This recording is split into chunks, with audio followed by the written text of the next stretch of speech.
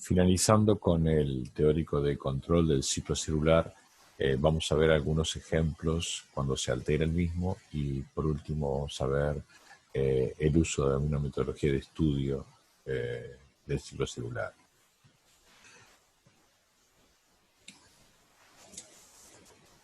La capacidad del organismo para presentar una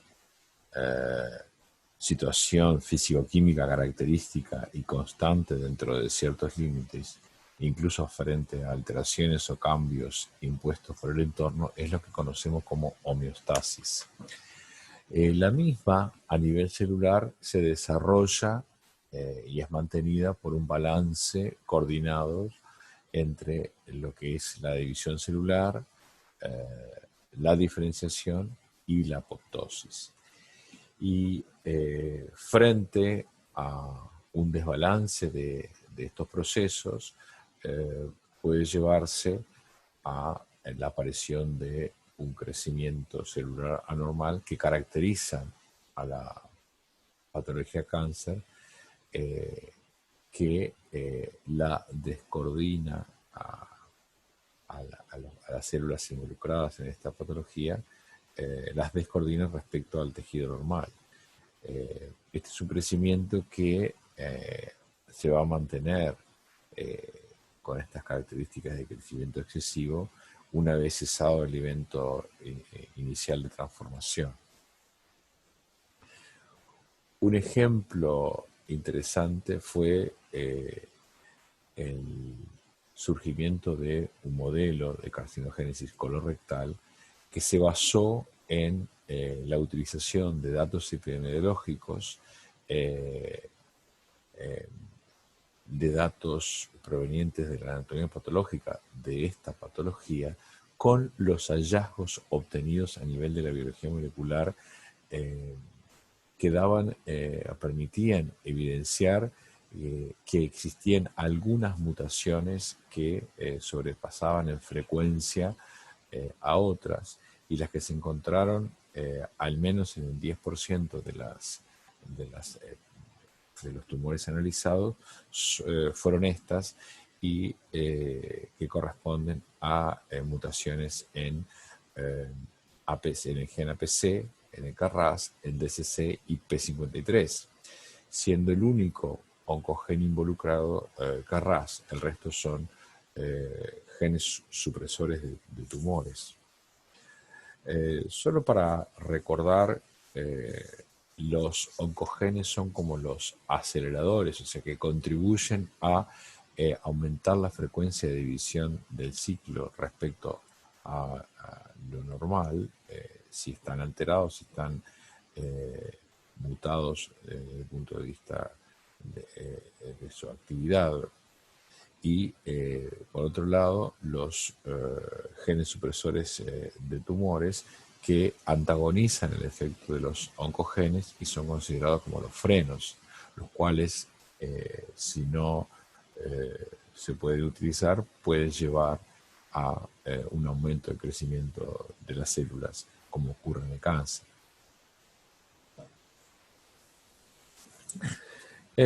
Un ejemplo de lo que podemos observar, en este caso una célula proveniente de cáncer de pulmón, lo que se observa es un número diferente al que presenta la especie, que corresponde a la especie. Y lo que vemos acá es una ilustración de todos los elementos y los genes que están involucrados en ese proceso de segregación que lleva a la aparición de una diferencia en el número de los cromosomas respecto del valor normal, conocido como aneuploidía. Y lo que está marcado en rojo son los fenómenos o porciones de las células que están vinculadas a esa segregación, y acá vemos algo que ya hemos considerado, que es el checkpoint de G1S, que involucra a la ciclina E y a la quinasa dependiente ciclina 4. genes vinculados al proceso de reparación, ATM, que lo vimos anteriormente, y los genes BRCA1 y BRCA2 que están vinculados al cáncer de mama, y que todos ellos tienen que ver con la reparación recombinacional, y al estar alterados estos genes puede contribuir al proceso de aneuploidía, al igual que los genes que conforman estas estructuras, los kinetocoros y los centrosomas, o bien los genes que participan del checkpoint mitótico. A diferencia de las células normales, la aneuploidía, o sea, alteraciones en el número de los cromosomas, es prácticamente observada en todos los tumores que se han analizado. Y existe una evidencia creciente de que la aneuploidía es causada a menudo por un tipo particular de inestabilidad, la que se denomina inestabilidad cromosómica. Y eso es lo que refleja los defectos que pueden existir a nivel de la segregación mitótica de las células cancerosas. Por lo cual, un mejor entendimiento de estos mecanismos moleculares que conducen a la aneuploidía podrían ser la base para el desarrollo de drogas anticancerosas que estén dirigidas contra este proceso. Existe cierto paralelismo entre lo que es la evolución biológica y la evolución en un tumor que lo lleva a ser de algún modo la base para que esta patología sea tan compleja, tan heterogénea, y hay algunos biomatemáticos de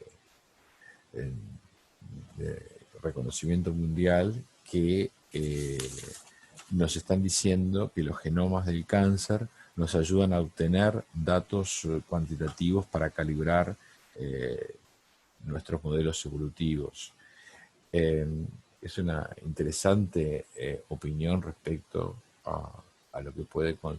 contribuir la evolución del cáncer a mejorar los modelos que se utilizan en evolución. Por otro lado, hay algunos que opinan que el principio de una terapia oncológica exitosa podría residir en la dinámica evolutiva de la ecología aplicada. Sumado a que los esfuerzos que se hacen para eliminar el cáncer pueden de hecho acelerar el surgimiento de resistencia a estos tratamientos y la recurrencia de tumores, lo que obliga de algún modo a pensar en un cambio de estrategia en la guerra contra el cáncer. Entonces, nos podríamos preguntar cuál es la importancia de la investigación a nivel molecular. Hoy en día, el nivel molecular no es solo una parte de la investigación en biomedicina, sino una forma de actuación a nivel diagnóstico, terapéutico y pronóstico. Por ello, es imprescindible prepararnos adecuadamente en el campo profesional de la salud para poseer los conceptos y elementos del lenguaje necesarios para comprender las bases moleculares de la salud y la enfermedad. A continuación, lo que vamos a ver es cómo podríamos utilizar alguna metodología para justamente estudiar el ciclo celular. Si bien no es la única, esto que conocemos como citometría de flujo se constituye una poderosa tecnología analítica para el análisis del ciclo celular y de sus componentes,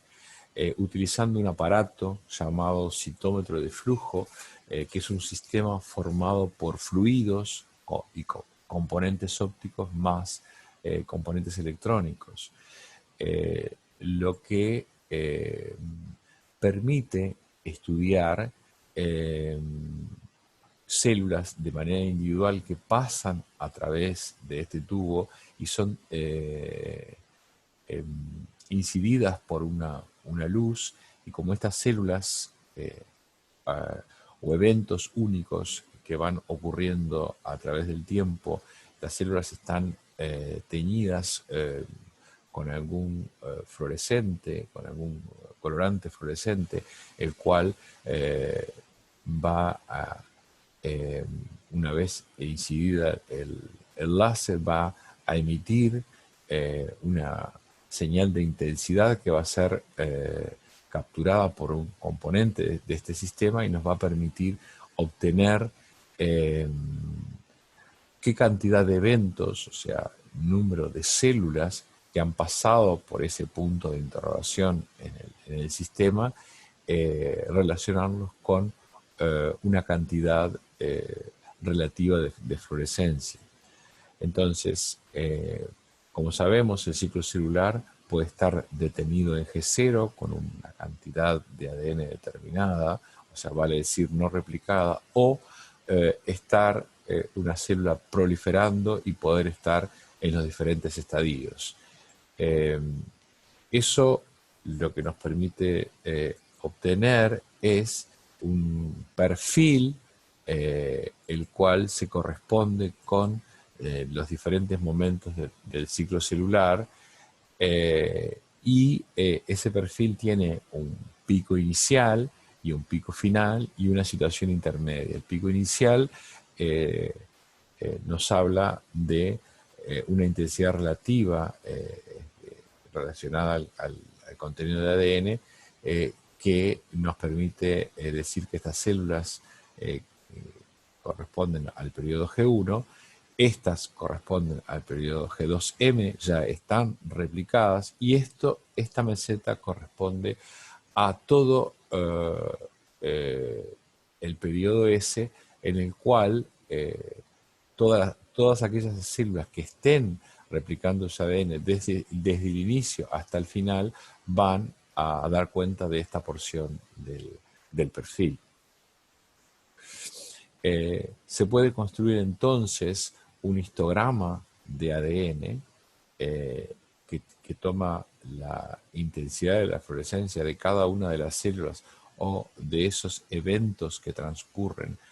a través de ese tubo capilar por donde pasan las células, y de esa manera construir ese histograma en el cual el primer pico se corresponde a la intensidad relativa menor y el segundo a la intensidad relativa duplicada. Entonces, esta porción corresponde a las células que están en G0, G1, esto corresponde al periodo S, y por último tenemos a las células que estarían en G2M. Es entonces a través del análisis citométrico de una población celular, de acuerdo al contenido de ADN, es que podemos obtener este tipo de perfiles que nos señalan qué cantidad de células pueden encontrarse en cada uno de estos periodos del ciclo celular. La misma metodología, justamente analizando el contenido de ADN, nos permite ver la variación de los perfiles antes y después de iniciada un tratamiento, en este caso con radioterapia. Entonces, lo que vemos es que en el primer cuadro tenemos al perfil obtenido a través de citometría de flujo que corresponde a un tumor no tratado, y ese mismo tumor tratado vemos claramente cómo aumenta las células que están en el periodo G2M y cómo disminuye lo que están en G1, solo para mostrarles la diferencia que existe en ambos perfiles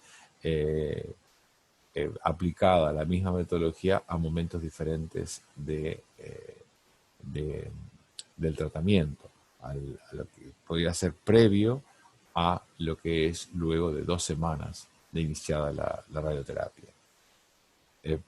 Puede ser un elemento que nos sirva para ir monitoreando la progresión de un tratamiento determinado. Por otro lado, a través de la citometría de flujo se puede estudiar los diversos agentes en poblaciones celulares normales y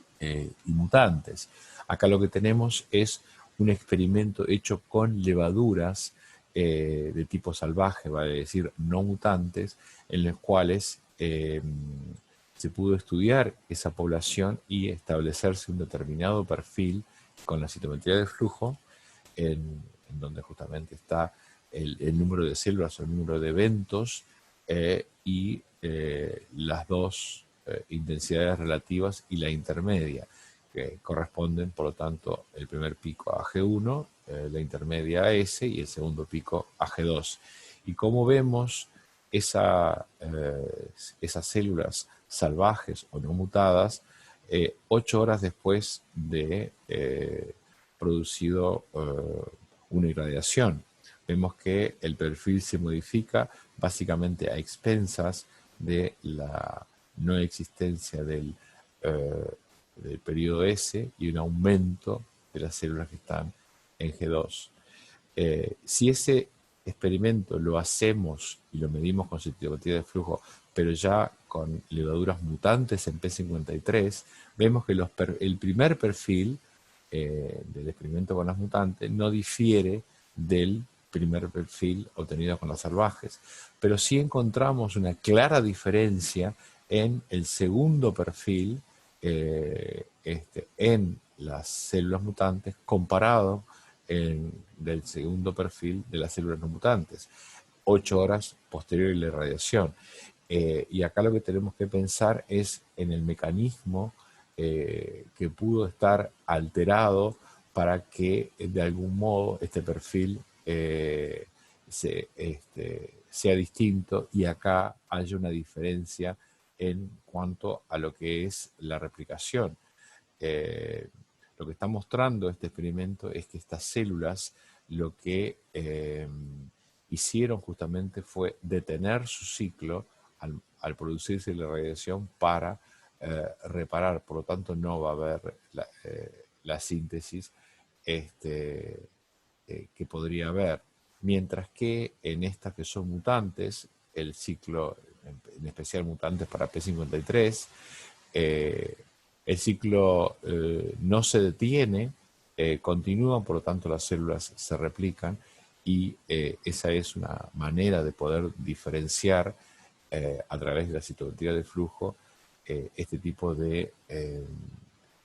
situaciones en las cuales se pueden comparar células normales de células que están alteradas, en este caso por una mutación genética. Entonces, la citometría de flujo nos va a servir para medir la duración del ciclo celular y sus fases, para establecer las fracciones de las distintas etapas y también conocer aspectos funcionales. Les dejamos un par de links vinculados a 2 videos, uno de ellos animado,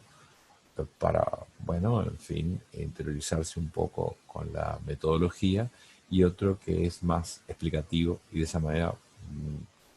quizá puedan profundizar un poco más. Muchas gracias.